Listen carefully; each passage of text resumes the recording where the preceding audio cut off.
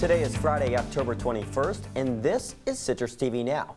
I'm Zach Richter. Here are today's top stories. Syracuse University is hosting International Student Career Week for the first time ever. The week focuses on preparing international students to get a job in the U.S. The events will run from the 24th to the 27th. The Career Week is meant to have a positive impact on students' professional development and highlights from the services from the university's schools, colleges, and units that are available to students. And two Newhouse professors earned nearly $600,000 in funding from the Department of Homeland Security. Kelly Leahy and Tima Nakachok were awarded the funding as part of a study on media literacy in impressive virtual spaces. Students will join the research to create a test that focuses on harmful information in virtual spaces to try and prevent extremism.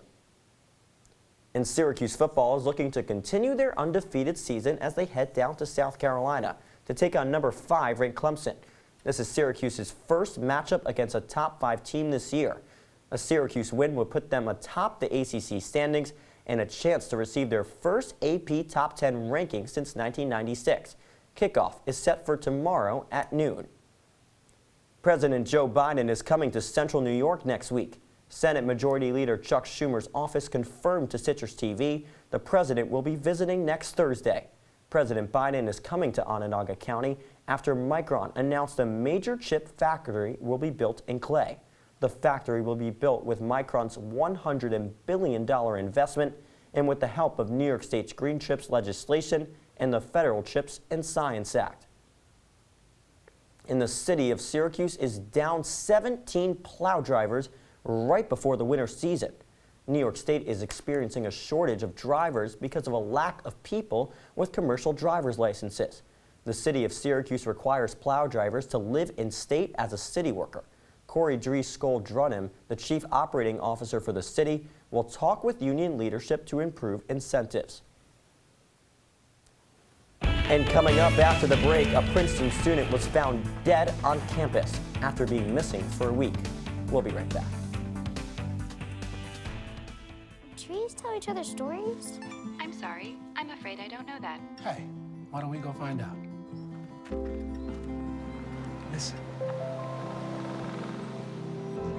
Do clouds take naps? I couldn't tell you. Dad, do stars visit their friends? Look!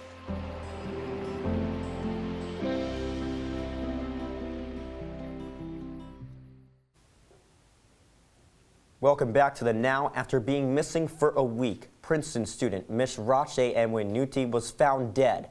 The 20-year-old was found on campus behind a set of tennis courts by a facilities employee. According to the Mercer County's prosecutor's office, Enwinuti's death does not appear to be suspicious or from criminal nature. Neither was there a sign of injury. An autopsy will be done to determine the cause of death. And as the Student Debt Relief Program opened earlier this week, a federal judge blocked lawsuits from 6 Republican-led states that attempted to halt the debit cancellation. The U.S. District Judge Henry Alchery says in his ruling the court lacks the jurisdiction to hear the case, and the attorneys for the 6 states are appealing the ruling. Now turning to the weather today, it was chilly earlier in this week, but temperatures are continuing to rise and they will continue to do so throughout the weekend. Our Citrus TV weather anchor Dylan Brendel joins us now in studio with more. Dylan? Yeah, Zach, the trend is continuing for sure. We'll get onto that in just a second, but today was a beautiful day for Remembrance on campus. Right now, 59 degrees, 10-mile-per-hour winds, a really, really nice day outside here in Syracuse. As you look into tonight, those 10-mile-per-hour winds, they stick around, and so does the great weather. Clear skies, no real chance of rain. Temperatures stay in the 50s all throughout the night, so if you have any late-night plans, definitely stick with those. As you look into the weekend, really nice weather going forward. Ashley, what's coming up on Live at 6? Coming up on News Live at 6, our Citrus TV News team is covering the final day of Remembrance Week here at SU. We'll have a full recap of the events at the top of the 6 o'clock hour. Thanks, Ashley. That's all the time we have for you today on Citrus TV Now. For more of the latest, follow us at Citrus TV News or check out our website at citrustv.com.